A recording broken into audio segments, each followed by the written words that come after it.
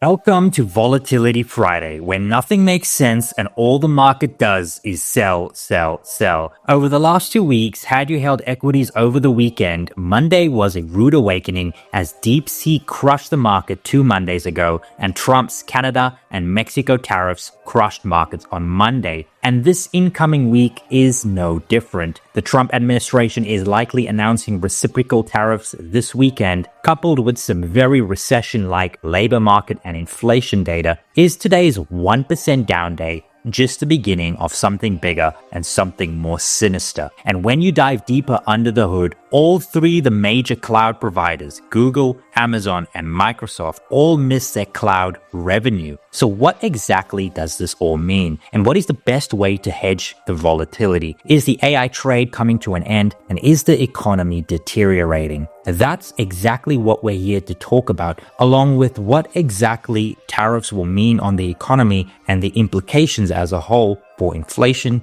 GDP, and the labor market. The only thing I will be doing today is providing you with the facts and data so you can continue to make money next week. So what comes next? And is this the end of the road? We've got a lot to talk about. Let's roll the tape. Welcome everybody to the Daily Recap Show, where we talk about stocks and the financial markets. My name is Chase. If you like this video, please subscribe, hit that notification bell as well as the like button, and leave a comment for the algorithm. Let's get into it. This is the daily heat map of the S&P 500, and US stocks fell on Friday as investors reacted to the threat of more possible tariffs from Donald Trump while digesting a jump in consumer expectations for inflation and sentiment, and that quickly overshadowed the monthly jobs report. And as a result, markets were very, very red in light of everything we saw today. A very news-driven, data-driven day today, and that really did affect stocks. And we didn't see much green at all. Eli Lilly was up 1%. That was on the back of its earnings yesterday. Consumer services were kind of green. Bookings Holdings, Airbnb, Starbucks, they were up ever so slightly. Meta and Oracle were just in the green. Netflix was kind of flat, as you can see right here. And then Nvidia was up 1%, the most of the mega caps. Now, the reason why Nvidia gained when everything else fell had to do with Amazon's earnings. Now, Amazon reported $26 billion in capital expenditure for the quarter. If you annualize that out for the next 12 months, Amazon's looking at doing something like $104 billion in CapEx. Nvidia is going to be the beneficiary of that. And that is why Nvidia was up 1%. But we'll talk about Amazon's earnings a little later on in the video. Other than that, it was red everywhere. The mega caps, the broader market. In fact, every single sector lost, including energy. I know it's in green here, but they actually did 4.02%. The best performing sector out of everything was actually just gold. Gold was up 0.18%. And you could see that there was a lot of inflation concern, tariff concern, and gold was up in a very big way, up nearly 1.5% to kick the day off. But every other sector lost. The S&P 500 was only down 0.91%, and we just see losses in every single sector, with the big underperformers today being the discretionary space, the material space, technology, as well as financials. Very, very risk off across the board, smalls, mids, and large. Particularly here in small caps, it was definitely a day for risk off. The market just didn't want anything to do with the news that we saw today. But I think the market was also just de-risking into the weekend. If we look at the last 2 Fridays, right? On the Friday before, we had the DeepSeek situation, and then the market opened terribly. Last week, we had the tariff situation, and the market opened terribly. And so today, we saw de-risking into the weekend because Donald Trump said that next week is going to announce reciprocal tariffs, and the market's learning from their mistakes, and it was just risk off into this weekend, the market taking money off the table. So maybe we brought some of next week's losses, if these tariffs are really bad, into Friday. However, this is where we stand right now. Now, Trump said he's going to announce reciprocal tariffs next week. He said this action would affect everyone without specifying exactly what measures he plans to take. So maybe he's going to announce some tariffs in Europe. We don't really know. We'll see what the weekend brings. He did say that tariffs targeting automobiles in particular were under consideration, and he actually plans to halt tariffs on low value packages. So pretty much these smaller goods, he said we're going to halt tariffs on those for now. We're going to mostly be targeting the big goods. And yeah, markets as a result simply did not like that. They were down in a pretty tangible way. The S&P 500 and the Dow both down just shy of 1%. And based on the news we get this weekend, I would prepare for something very similar to what we saw last week with the tariff situation there. We'll see how the market reacts on Monday, but guys, be prepared for volatility. That is what a Trump presidency brings. Now, it wasn't just the tariff news that shocked markets today. There was a lot of stuff in the data that we really do need to talk about. Now, firstly, let's talk about non-farms, right? So non-farms actually missed expectations, 143,000 versus the consensus 170,000. Now, I have seen other consensus expectations of something like 150,000. Nonetheless, we did miss right here. However, we did get some pretty big up revisions last month, and as a result, the unemployment rate moved from 4.1% to 4%. So we actually saw a net gain if you include revisions, guys. Last month's number was something like 250,000. So we saw some very, very big revisions, and that's why the unemployment rate fell. Wages gained ever so slightly, 0.5% versus 0.3%. And look at average hourly earnings, 4.1, the actual year-over-year number versus 3.8, the expectation. And then the participation rate largely came in a little bit ahead of expectations. Now, we also did have a couple of Fed speakers. Goolsbee came out, eased the market a little bit, said the Fed may be on hold for now, but he sees rates going lower over the next 12 to 18 months. But the big thing that also moved markets today was actually this right here, consumer sentiment, or the UMISH survey. Now, the actual number was 67.8. The consensus was for a 71 number, so that was actually a huge miss, all things considered. But this report isn't just a sentiment survey. It also comes out with the one-year inflation expectations. Now, inflation expectations jumped to 4.3% over the next 1 year. This is 1 year inflation expectations. And when the market caught wind of this, yields spiked, the dollar spiked, gold spiked, and stocks moved lower in a very big way. So this, along with the tariff news and some of the data we got today, was the reason why stocks were very volatile. Now, another factor contributing to the market momentum we saw today was simply Amazon's earnings. Amazon was down 4%. Now, they beat on top line, beat on bottom line, missed AWS revenue. Capital expenditures came in a little bit higher than expected. And the big thing is their guide was a little soft. Market hates to see a soft guide, and that's why they were down, 4% today. Pretty ugly price action this week in Google and Amazon. And all three of the cloud providers, Microsoft, Amazon, and Google, missed on their cloud segments this quarter earnings season. So that's very, very interesting to see with regards to capacity and where the world is moving with AI. Now, on the green side, Uber was up 7% today, and that's because Bill Ackman took a position. He said he holds 30 million Uber shares. He loves the product, and it's still trading at a deep discount to its intrinsic value. And so as a result, Uber was up 7%. This is following yesterday's 8% gain after its earnings, where it actually dropped 7%. So quite a volatile week here for Uber. We've seen ups, downs, and ups, but net, the stock's probably up about 5% for the week. So those of you holding Uber shares from the start of this week, congratulations, you've done very well. Another stock that's done very well was Affirm. The stock surged more than 20% after the buy now, pay later company's fiscal second quarter results showed a surprise profit and an increase in revenue. The market loves to see those numbers, and that's why they were bid up. And then Tesla was down 3.55% today on reports that a third party pointed to a slump in China deliveries. And I think peak the trough, the stock was down nearly 5%, but we'll see if these reports are true. And today, Elf was down 20%. Ear, Lips, Face, the beauty stock, the discount beauty stock. And that's because it actually reported great earnings result, beat on top line, beat on bottom line. However, the guide came in a bit soft, hinting at tariffs, softening the guide. The market didn't want anything to do with that. And it does trade at a 40 times forward multiple. And when you have such a rich valuation with a lowered guidance expectations, you're going to get this type of price action, something you don't want to see in a stock like Elf. But just for record, the stock is still set to grow at 27 to 28% over the next year. So still very high growth. They're still pushing all of their growth drivers. It's just a little bit lower than what the market was expecting. Could be a buy opportunity. I'll be looking to it over the weekend. And then for everything we saw today, we actually did see outflows here in the NASDAQ 100, guys, especially from the start of the day, peak to trough. We just saw the market selling all of the large caps, but we did see net inflows in the New York Stock Exchange. So that that is very, very interesting to actually see $1.3 billion of net inflows in the NYSE. Nonetheless, the S&P 500 continued to trade lower into the close, down about 1% on the day, and a pretty brutal day regardless of the inflows here in the New York Stock Exchange. Breadth was terrible. We only had 1,800 advances, 4,400 decliners, most of them being the mega cap names, and that's why we had a bit of a dumpster fire here today. And then market momentum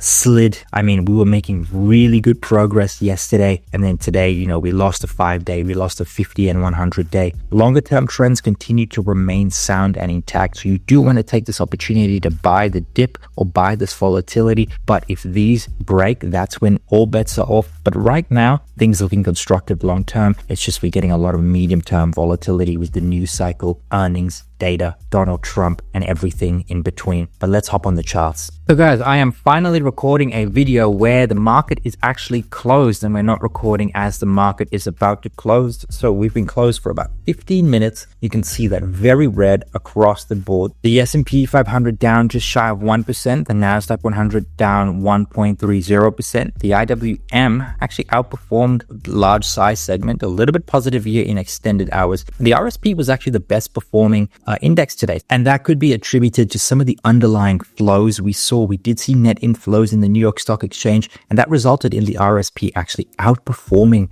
the S&P 500 and the NASDAQ 100. Now, the RSP is the equal weighted S&P 500. Then we also did see a bit of a dumpster fire here in mid caps and small caps, down 1.26, 1.36%. This is the S&P 400 and S&P 600. We saw growth and value both fall equally today. You could say slight outperformance in value, but inconsequential really. And on the back of the inflation expectations data from the Michigan Consumer Sentiment, we saw from the Michigan survey, we saw 2-year, 10-year, and 30-year yields rise. The dollar rose as well. Bonds fell because high inflation makes bonds slightly less attractive. And as a result, again, of the inflation numbers, the inflation expectations, gold did rise, but we did see silver fall and crude up 0.61%. So yeah, gold and crude are the pure plays with regards to hedging inflation. And that's why we actually saw gold and the XLE outperform, relatively speaking. Yeah, but the market was a bit of a dumpster fire. But look, have you been following this channel for this last week? We always said that you want to buy the gamma flip this week and you want to sell the core resistance. That's exactly what played out this week. Had you bought the gamma flip at the start of the week, held and sold at the core resistance, you would have made a lot of money this week. In fact, if we actually just take a measured move, you would have made 2.24%. But that's assuming you got in at the right time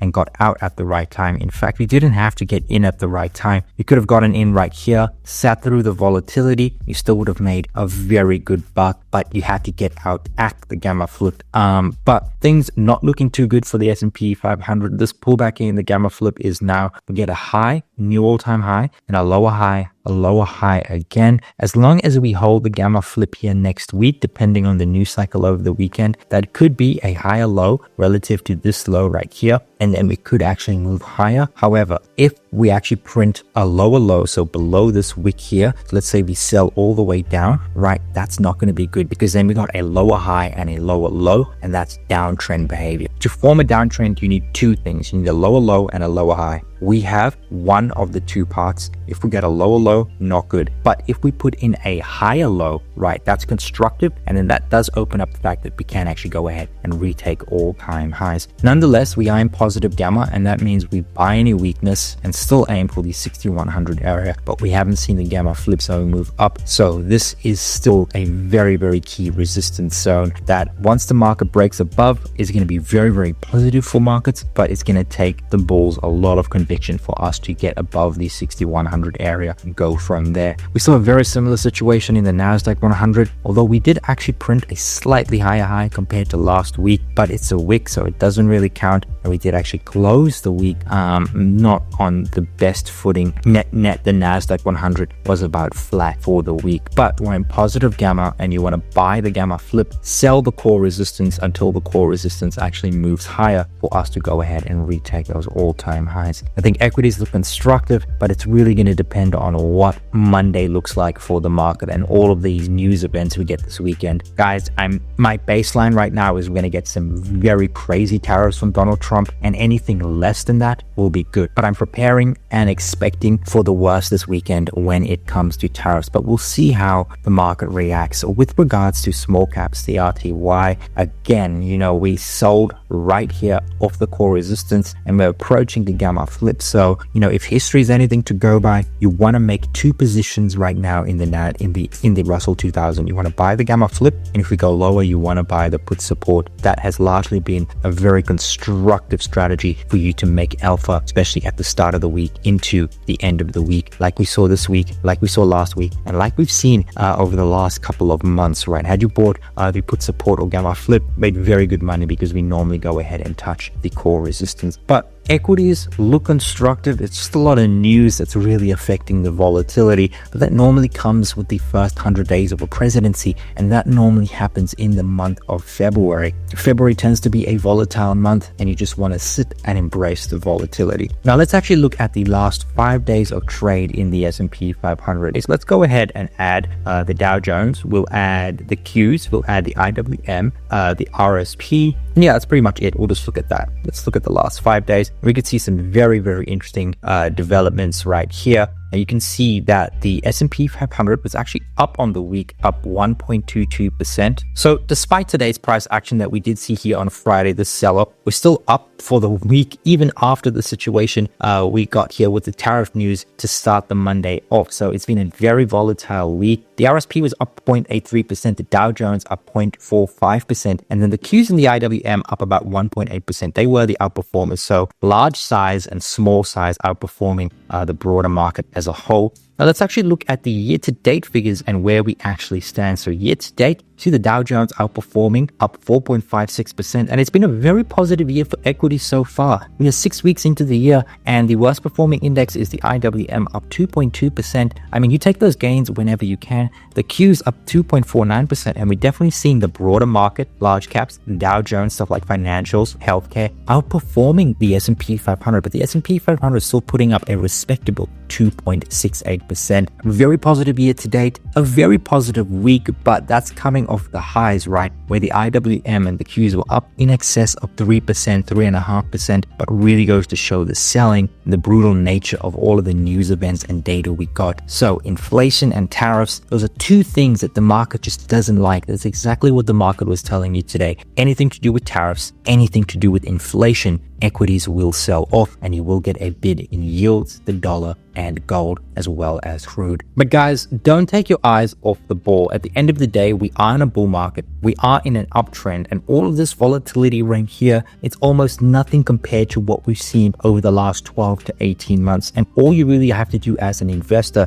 is just embrace the volatility, right, and sit through it, because at the end of the day, volatility is the price you pay to invest. If you want 10% plus returns on your money every single year, this is what you have to deal with, and investing is not for the faint of heart. But looking next week, guys, I think you just want to buy the gamma flip like we did this week. You want to sell the core resistance. That's what we did last week. That's what we did the week before. That's what we did the week before that. That's what we've been doing all year. So buy the gamma flip, sell the core resistance, sit through the volatility in negative gamma, and do that for the S&P 500, the NASDAQ 100, as well as the RTY. The targets are the upper bands. You know what they are. Buy any dips we do get, guys. We will go higher. We just have to get through this month of volatility and the first 100 days of Trump's presidency. And diving into sentiment, this is CNN's Fear and Greed Index. And guys, are we surprised? We are in fear. Fear is driving the market. We have been in this neutral fear, close to extreme fear zone for what feels like almost forever.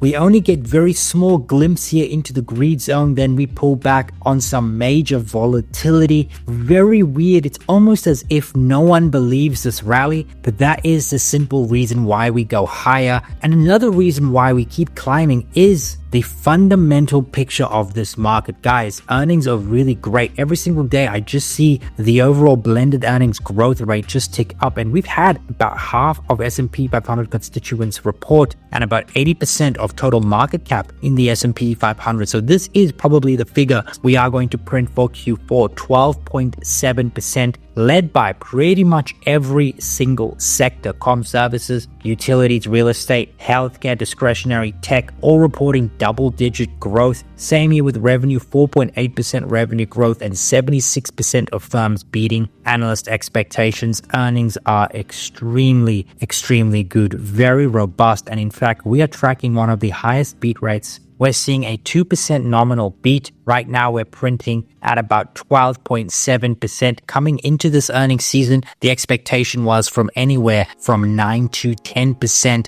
This is what we are seeing right now.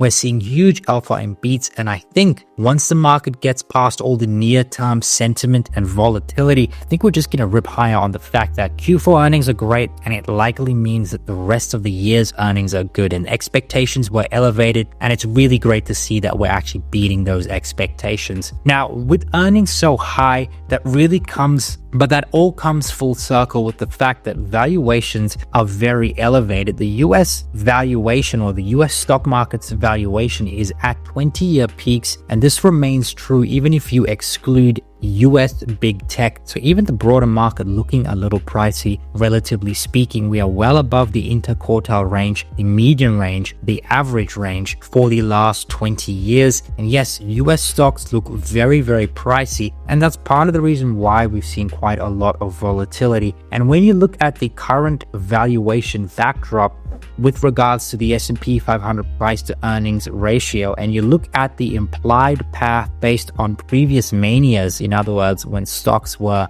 overvalued like crazy, the average path for the S&P 500 in that time period was actually for us to move lower in the year, and this is why we've seen quite a lot of volatility. It has to do with valuation. However, I don't really subscribe to this, mostly because I think the S&P 500 is an extremely high quality index. You have amazing returns on invested capital, and the earnings growth can justify the valuation. That being said, looking at history based on past manias and past extreme time periods of valuation, what the S&P 500 has done is moved about 5 to 7% lower from where we are right now over the next 12 months. So do expect more volatility based on history, but don't be surprised if we do go higher. Markets love to climb the wall of worry. Now let's actually talk about the macro. We're going to talk about growth and tariffs today, guys. Now we got Goldman Sachs Q1 GDP rate. They actually moved it down. GDP on their tracking estimate ticked down from 2.7 to 2.3%. So they actually see very lackluster growth in Q1. Still pretty good at 2.3%, but we really want to see anything above 2.5%. We'll see if that improves with the data we get over the next couple of months. Now, let's actually talk about tariffs, because we talk about GDP almost every day, it feels. Now, this is Goldman Sachs data, and they estimate that a 1% increase in the effective tariff rate would boost PCE prices by 0.1%. Now, Goldman Sachs also predict that the effective tariff rate under Trump's tariffs, if all implemented, would increase by about 4.7 percentage points. That's based on the current tariffs. Now, there could be escalation and a trade war.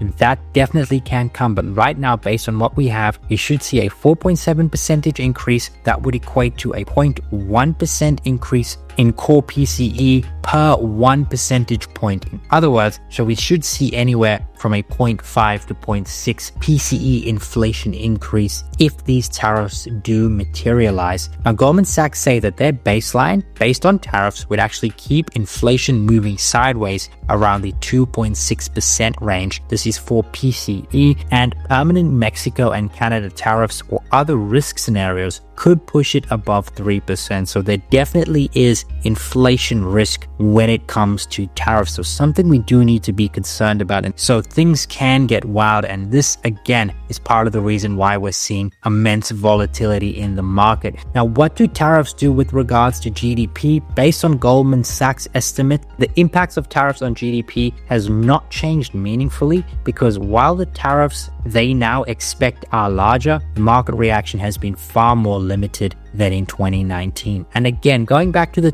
Trump trades, guys, if we look at what we've done today in 2024 and what we did in 2016 under Trump, the US dollar as well as the 10-year yield is actually following the market path almost 1-to-1. In other words, what we really should see both in the dollar and yields is a move lower over the next 6 to 12 months. And that's going to bode really well for risk assets. And that could really offset some of the tariff concerns. Now, diving into data for next week, guys. Now, this is just the high impact data. We just get core PCE as well as PCE, the inflation rate, on Wednesday. And we also get Jerome Powell's testimony. Then on Thursday, we get the PPI month over month, right? So right after CPI, we get the PPI. And then on Friday, we get retail sales. So these are the only high impact data points. There is other stuff shuffled in between, stuff like initial jobless claims. We do get a little bit of manufacturing data and a whole bunch of Fed speakers as well. And then earnings. Now, earnings season is slowing down. The big names are behind us, but that doesn't mean we don't get some high impact names that can definitely affect certain sectors. Some of the bigger names reporting next week: Coca-Cola, Cisco Systems, McDonald's, S&P Global, Shopify, Applied Materials, AppLovin Corporation, Deere, Vertex, PNW. So some very, very big names. Brookfield Corporation reports, Equinix, Welltower, and that's really it. CME Group, Airbnb, DoorDash, MSCI. There's actually quite a number of high impact names that are reporting next week, guys. So still expect volatility, especially if we get data that doesn't come in line or earnings that miss like we saw this week. It's going to be a very volatile week next week, so do be prepared for that. But if you've made it up until here, thank you so much for watching. If you like this video, please subscribe, hit that notification bell as well as the like button, and leave a comment for the algorithm. Cheers.